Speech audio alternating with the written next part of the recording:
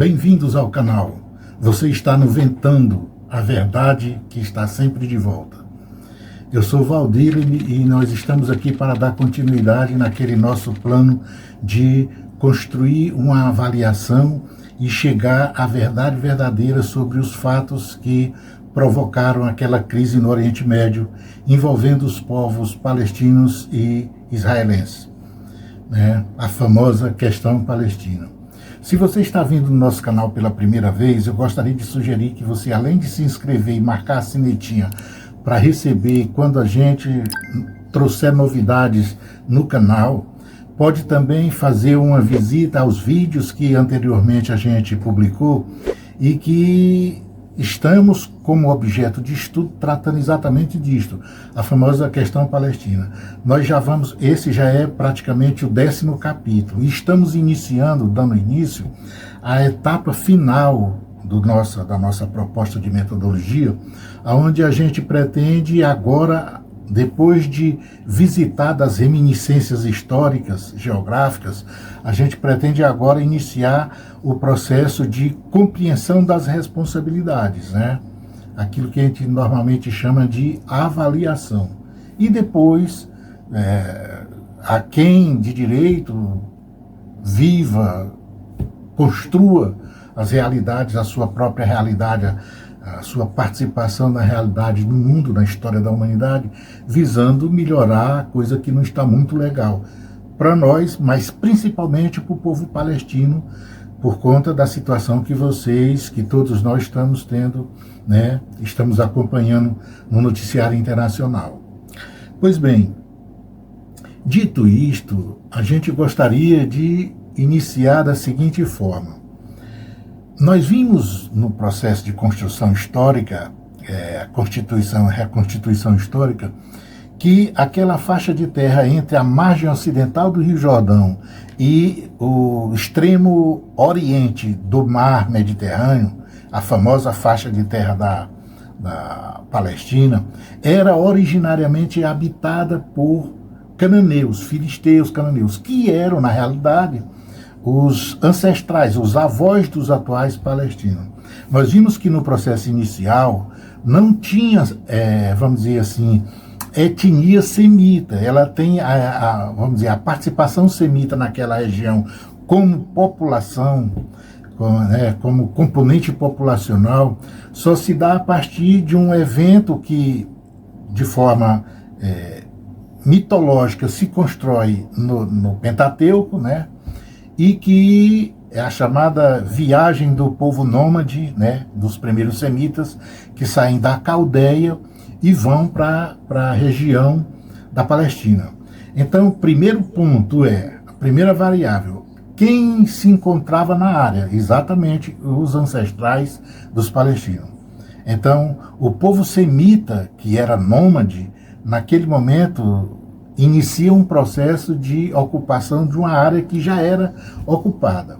Essa é a primeira, vamos dizer assim, importância de variável que a gente está colocando. Porque a gente precisa, a partir daí, começar a definir os direitos, imaginar, à luz do chamado direito moderno, vamos dizer assim, aquilo que se sustenta como um argumento para o povo de Israel, para, vamos dizer, as ações políticas de Israel atuais, e para o comportamento dele, para a reação dele em relação àquilo que seria o direito do povo palestino, né?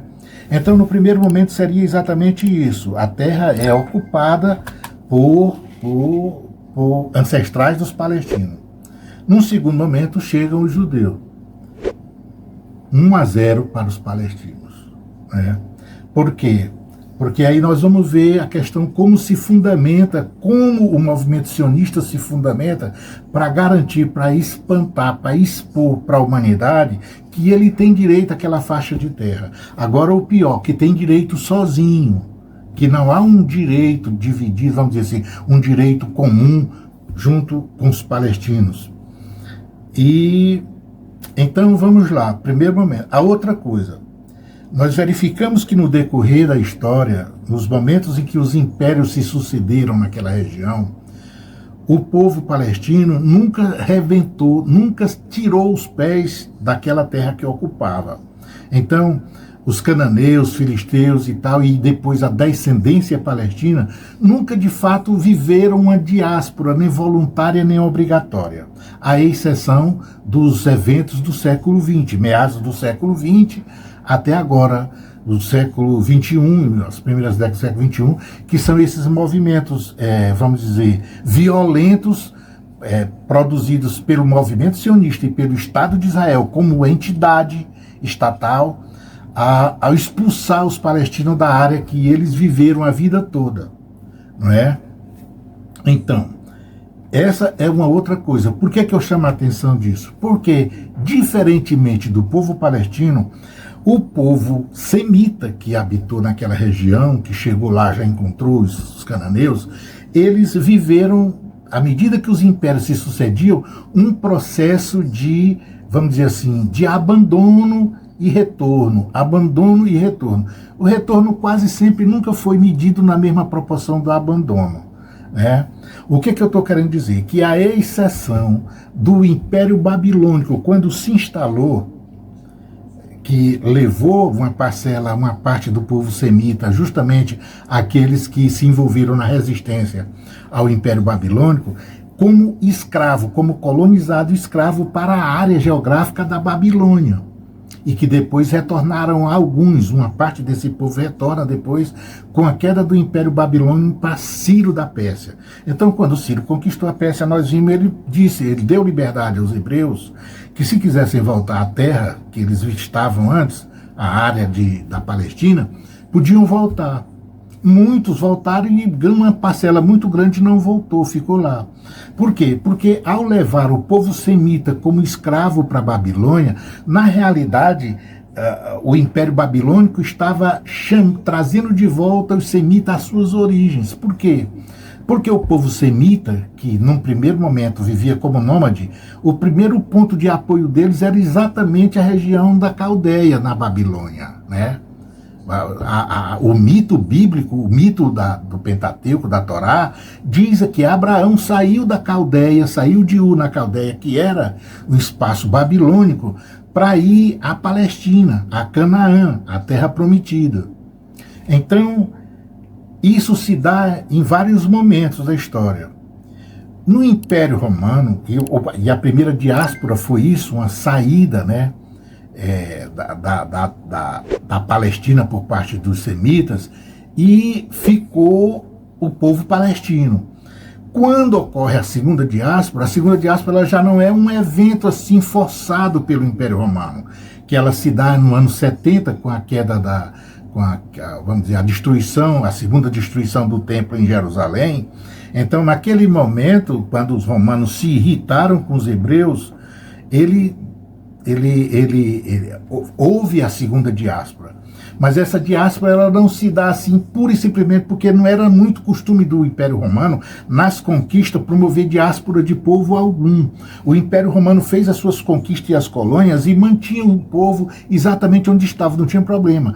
A única exceção era os exércitos que capturavam e mantinham como escravos e levavam para Roma. Apenas isso. Mas o povo em si ficava nos territórios que eram colonizados pelo Império Romano. Né? Em alguns casos concedia a cidadania romana. Então, com a segunda diáspora, a forçação da barra foi exatamente um exílio, um autoexílio produzido pelo povo que resistiu. Dessa segunda diáspora, inclusive porque iam para áreas do Império Romano que eram outras áreas do Império Romano. Naquele momento, o Império, vamos dizer assim, o mundo conhecido estava submetido a Roma. Então, eles iam aonde tinha o mundo conhecido. O mundo conhecido continuava sob a jurisdição de Roma.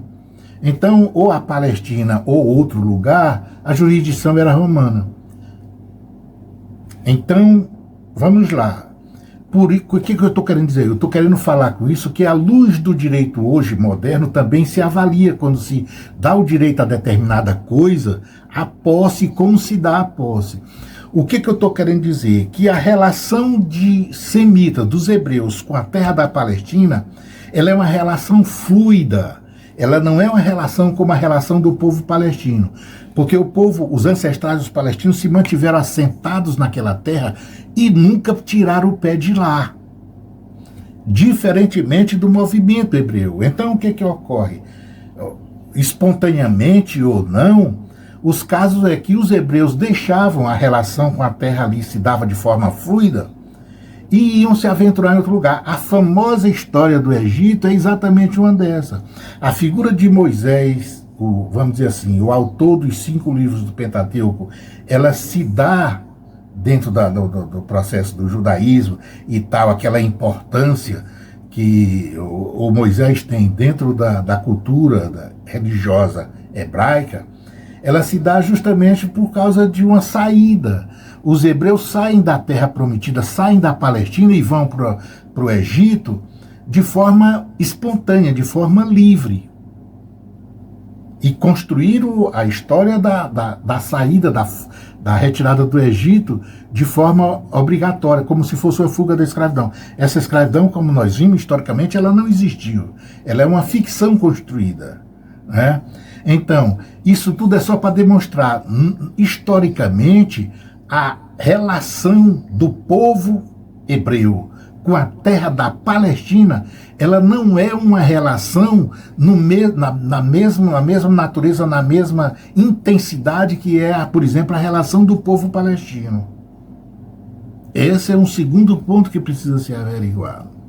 Aí eu diria, é possível compreender que aí há menos direito do povo hebreu de ter o Estado ali na Palestina?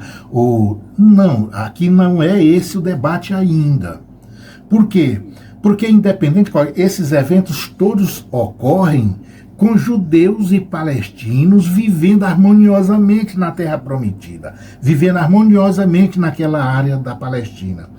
Isso quer dizer que o problema que a gente está buscando a resposta, as responsabilidades, ainda não se encontra ali. Eu só estou fundamentando, vamos dizer assim, os argumentos de um e de outro por pleitear um Estado nacional, como foi o caso de Israel em 48, conseguiu em 48. E como é o caso do Estado palestino, que até hoje vive nessa situação de negação da humanidade. A humanidade começa por Israel, mas a humanidade toda resiste, ainda não quis construir de fato o Estado palestino na forma que devia ser, de forma justa. Então, nesse momento, nós estamos vendo, olha, o que nós temos é um fundamento sionista que faz recorte da história. Agora eu estou querendo trazer o ponto. Onde é que é o ponto? O outro ponto dessa análise das responsabilidades é como é que o Estado de Israel se constrói na modernidade. Ele se constrói a partir de vamos dizer assim, dos argumentos sionistas que faz recorte da história. Por que faz recorte da história? Porque, embora use inclusive a Torá, o Pentateuco, para fundamentar uma história de um Deus que é próprio deles, é um Deus que é pessoal, é um Deus que é nacional, não é um Deus de todo mundo. Num outro ponto sobre as religiões, nós vamos avaliar como é que é o papel da religião aí. Mas o que eu quero dizer é que o fundamento, o argumento histórico, cultural, que o movimento sionista usa para criar o Estado de Israel, ele é um argumento que faz recorte da história. Ele pega um pedaço da história. Qual é o pedaço da história? O pedaço em que já contempla o povo judeu junto lá na Palestina. E é como se quisesse esquecer que o povo palestino estava lá, né? Essa é uma segunda variável que é importante ser dita. Qual é a razão de fazer o recorte? É porque ao fazer o recorte, a não ir aonde a história, a arqueologia já demonstrou que havia o povo cananeu, que é ancestral do povo palestino, que habitava ali, que tinha e estava lá muito antes do povo semita chegar, porque quando chegaram, ainda chegaram como nômade. Isso descaracteriza, vamos dizer assim, o direito do Estado de Israel como ele pleiteia. Não é? Então, mas a humanidade avança. Eu estou querendo dizer que o Estado de Israel não tem o direito. Não, não é esse o problema ainda. Porque eu volto a dizer, nós ainda estamos vivendo com os dois povos irmãos dentro da mesma área, sem brigarem entre si. Eles viviam lá harmoniosamente. As relações de beligerância ela se dá em relação aos impérios que colonizaram a Palestina. E ela se dá basicamente por resistência judia. Esse é o outro momento. Não é isso? Então, vamos lá. Os argumentos do movimento sionista é um argumento, vamos dizer, ortodoxo, tradicional, qualquer coisa fundamentalista, qualquer coisa com relação a ter um processo de influência religiosa no meio, faz um recorte histórico para poder retirar a parcela de direitos que o palestino tem, ou que o povo palestino tem, e a partir de um determinado momento constrói uma ficção. Por quê? Porque, compreendendo bem, o primeiro momento seria a construção de um Estado binacional, um Estado único, aonde vivessem os povos palestinos, são irmãos, os povos palestino e judeu na mesma área da Palestina. Essa seria a medida mais justa e a que não deveria ter sido provocado ódio entre eles. Nada, vamos dizer assim, daria construir uma realidade absurda se tivesse feito um Estado nacional onde o povo palestino e o povo hebreu passassem a se auto-administrar uma pátria de todos os dois povos. Essa seria a medida mais justa, porque viveram assim historicamente ali. Eu volto a dizer, o momento do ódio, ele se dá em outro lugar. Tem outro departamento, em outro momento histórico e outros responsáveis, que não era, no primeiro momento, nem o povo palestino, nem o povo hebreu.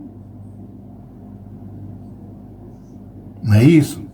Então, visto isso aí, ora, eram os palestinos que habitavam a área. Chegam os judeus depois. Sempre construíram uma relação fluida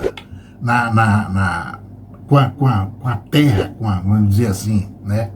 Com a pátria palestina propriamente dita. Foram os discursos que fundamentaram, vamos dizer, as argumentações que fundamentaram o movimento sionista para construir o Estado de Israel, ele é feito um recorte histórico. Mas eu volto a dizer o seguinte, o que ocorre com esse recorte histórico, geográfico, né? Recorta um pedaço da história, esquece, passa para debaixo do tapete e passa a visualizar um momento seguinte.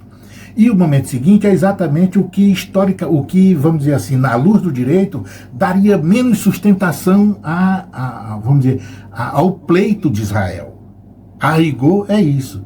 Porque no direito moderno existem conceitos sobre ter a coisa ou não ter a coisa. Quem tem direito à coisa? Em que momento a posse se dá? Quem tem a posse no primeiro momento? Não é? Por quê? Porque a história caminha.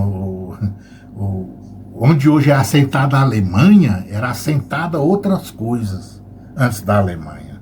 Então, é possível, não é que se quer dizer, então era o povo cananeu que estava lá, então é só o povo palestino que... Não, porque a história andou e os povos se miscigenaram, os povos participaram.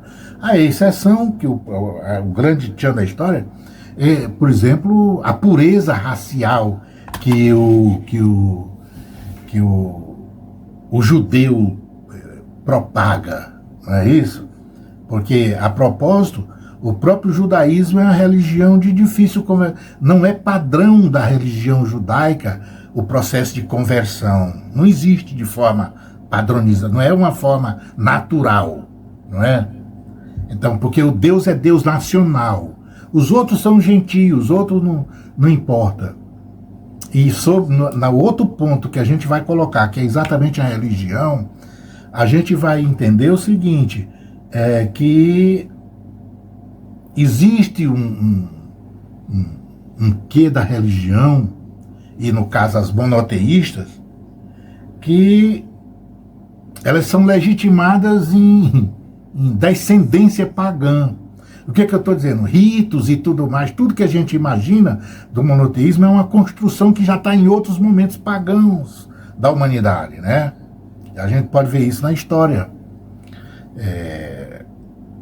O Sistema de Coulanger, no seu clássico A Cidade Antiga, ele faz umas considerações interessantes que nós vamos tocar no próximo ponto, que seria exatamente a visualização da participação do processo religioso na dificuldade de construção da harmonia entre os dois povos. Não é isso? Mas olha só, eu acho que eu já tomei um tempo demais nesse primeiro momento. Eu gostaria de novamente convidar você que não se inscreveu, que faça a sua inscrição, que aperta a sinetinha para receber os alertas de novos vídeos aqui no nosso canal. E também faça uma visita aos outros vídeos, dê uma olhada nos outros vídeos, inclusive porque é muito importante para compreender isso que a gente vai tratar no próximo momento, tá bom? Eu vou aproveitar e deixar vocês de novo com um bate-papo com a música do W Pueblo, que diz muito sobre isso que a gente está tratando. Mas nós vamos acabar, tá demorado, vocês devem estar imaginando, mas que tanta coisa, mas eu prometo que logo, logo estamos acabando essas análises, né? E passar para outros objetos de estudo. Mas eu preciso fechar isso. Eu demorei a aparecer de volta porque eu tive problemas sérios de saúde.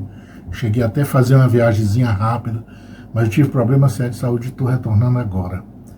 E aí no próximo vídeo a gente continua com os outros elementos da avaliação. Beleza? Até lá e fiquem com W Pueblo.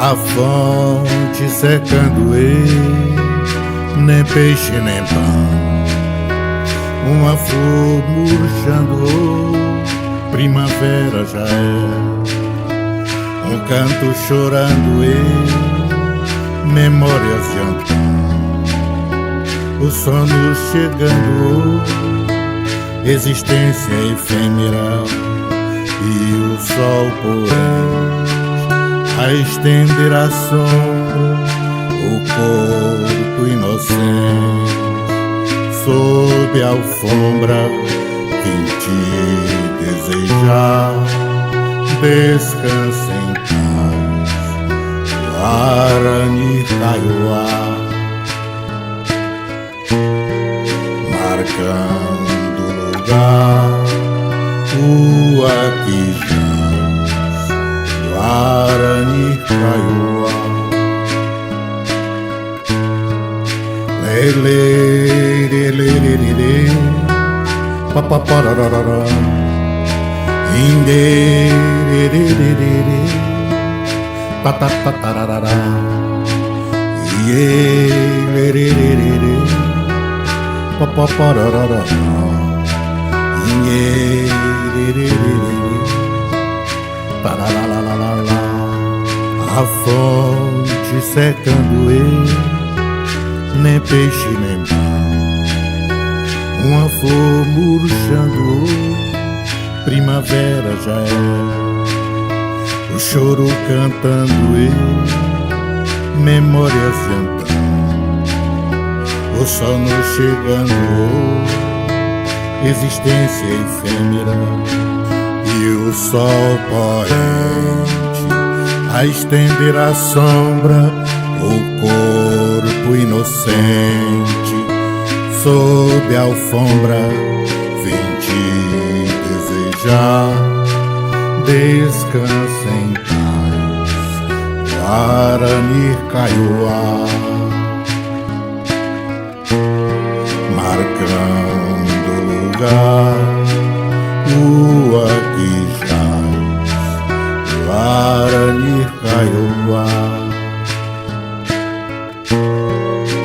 Vim te desejar, descansa em paz, Guarani Kaiowá.